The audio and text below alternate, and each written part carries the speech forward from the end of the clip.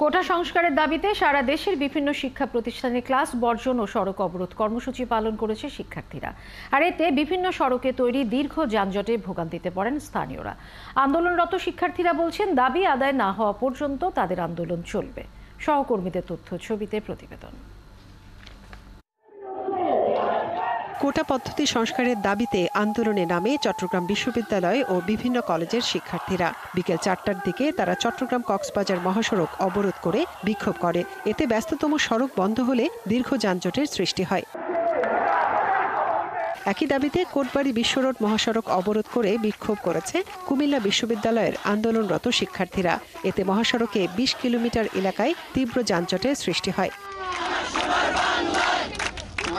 কোটা প্রথা সংস্কারের দাবিতে শিববাড়ি মোড়ে বিকেল 5টায় ঘণ্টাব্যাপী কর্মসূচি পালন করেন খুলনা বিশ্ববিদ্যালয় এবং খুলনা প্রকৌশল ও প্রযুক্তি বিশ্ববিদ্যালয়ের শিক্ষার্থীরা।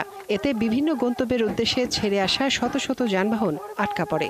আমরা অন্যায়ের প্রতিবাদ করার জন্য, বৈষম্যের শিকার যাতে না হই তার জন্যই আমরা আজকে রাজপথে। ভবিষ্যতে যদি আমাদের এই কোটা প্রথা বাতিল করা না হয়, আমরা এই আন্দোলন আরো বৃহত্তর পর্যায়ে নিয়ে যাব। আন্দোলনে নামেন রাজশাহী বিশ্ববিদ্যালয়ের শিক্ষার্থীরাও। বিকেলে ক্যাম্পাসের প্যারিস রোডে নানা স্লোগান সম্বলিত ব্যানার প্ল্যাকার্ড নিয়ে অবস্থান নেন তারা। দাবি আদায় না হওয়া পর্যন্ত আন্দোলন চালিয়ে যাবার ঘোষণা দেন।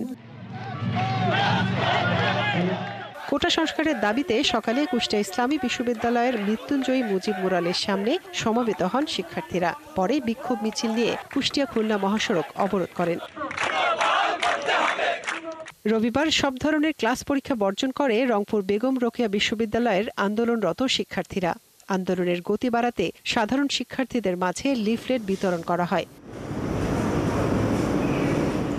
ঢাকা আরিচা মহাসড়কের জাহাঙ্গীরনগর বিশ্ববিদ্যালয়ের সামনে সড়ক অবরোধ করে বিক্ষোভ করেছেন শিক্ষার্থীরা। এ সময় দীর্ঘ যানজটে দুর্ভোগে পড়েন পথচারী ও যানবাহনের যাত্রীরা। কোটা নয়, মেধার ভিত্তিতে চাকরি নিশ্চিতের দাবিতে মানববন্ধন ও বিক্ষোভ করেছেন বরিশাল বিশ্ববিদ্যালয় ও ব্রজমোহন কলেজের শিক্ষার্থীরা।